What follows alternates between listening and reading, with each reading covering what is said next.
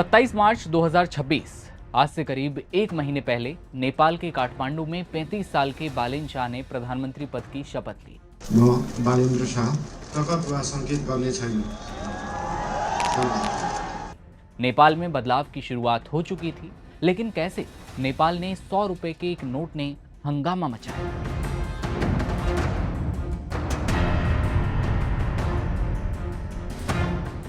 हालात अब कितने खराब हैं, इसके लिए थोड़ा रिवर्स में चलना होगा। नेपाल में बालेन शाह के फैसलों से जैनजी काफी खुश हुए थे। अपने पहले महीने में नेपाल ने सरकारी कामकाज में पारदर्शिता और डिजिटल गवर्नेंस पर जोर दिया। भ्रष्टाचार पर लगाम लगाने के लिए कई बड़े फैसले भी लिए गए। बालेन शाह के निशाने पर नेता भी थे। एक आदेश पास होता है जिसमें लिखा था कि अब से किसी भी सरकारी दफ्तर में किसी नेता की तस्वीर नहीं लगेगी, यानी सिस्टम से पावर शो खत्म करने की कोशिश हुई। इतना ही नहीं, छात्र राजनीति पर रोक लगाने का आदेश दे दिया गया। लेकिन नेताओं के बाद बारी आती है सरकारी अफसरों की। वीआईपी कल्चर खत्म करने की दिशा में बालेन शाह के कदमों ने नेपाल के साथ साथ आसपास के जो देश हैं उन्हें भी बड़ा सबक दिया। बालेन शाह ने एक ठोस कदम उठाने के लिए आदेश निकाला। सरकारी अफसरों और नेताओं के बच्चों को अब से सरकारी स्कूलों में ही पढ़ना होगा। इस आदेश के पीछे तर्क दिया जाता है कि इससे भ्रष्टाचार में कमी आएगी और समाज में वीआईपी कल्चर खत्म होगा। ऐलान होता है कि कर्मचारियों को हर 15 दिन में सैलरी भी मिलेगी। बालेन शाह के पास नेपाल को आधुनिक और भ्रष्टाचार मुक्त बनाने का विजन साफ था। लेकिन वक्त बदलता है और महज 30 दिन के कार्यकाल के पूरे होने से पहले 2 मंत्री इस्तीफा दे देते हैं। हालात बिगड़ना शुरू हुए थे। उनके निर्णय और आंतरिक एकता पर सवाल उठने लगे।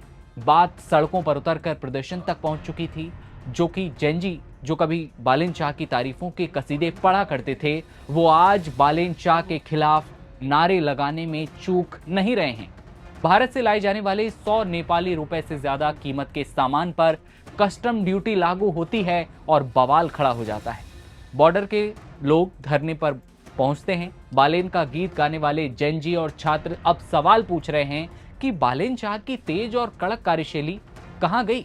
उन्हें विवाद अब बढ़ते दिख रहे हैं। सवाल उठ रहे हैं कि क्या ये बदलाव नेपाल को एक नई दिशा देंगे या देश को एक डिक्टेटरशिप या कहें तानाशाही की ओर धकेल देंगे। बालेन शाह पर जो सवाल उठ रहे हैं उन्हें एक नागरिक के तौर पर आप देखिए। नेपाल के गोरखा जिले की जनरेशन जेड मतदाता गरिमा ने एएनआई को ये बताया कि एक युवा और जनरेशन जेड होने के नाते जब बालेन शाह प्रधानमंत्री बने तो मुझे काफी उम्मीदें थी, लेकिन हाल के विवादों के कारण ऐसा लगता है कि सरकार कुछ अच्छा प्रदर्शन नहीं कर रही और गठन के 1 महीने से भी कम समय में सरकार के 2 मंत्रियों ने इस्तीफा दे दिया है। नेपाल में अब हालात ये हैं कि बालेन शाह के समर्थकों, खासकर उन युवाओं में जिन्होंने उनकी सत्ता को बुलंद किया, 30 दिनों में हुए घटनाक्रमों ने लोगों में बेचैनी पैदा कर दी है। बालेन शाह सरकार के एक फैसले का काफी विरोध भी हो रहा है। बालेन सरकार ने भारत से लाए जाने वाले 100 नेपाली रुपए से ज्यादा कीमत के सामान पर कस्टम ड्यूटी लागू कर दी। भारत से लाए जाने वाले सामान पर टैक्स की बात पर लोग भड़के और लोग सरकार के इस फैसले को वापस लेने की मांग कर रहे हैं। इसके अलावा आलोचकों का कहना है कि ये फैसला भारत और नेपाल के बीच के सदियों पुराने व्यापारिक और सांस्कृतिक संबंधों में दरार भी डाल सकता है।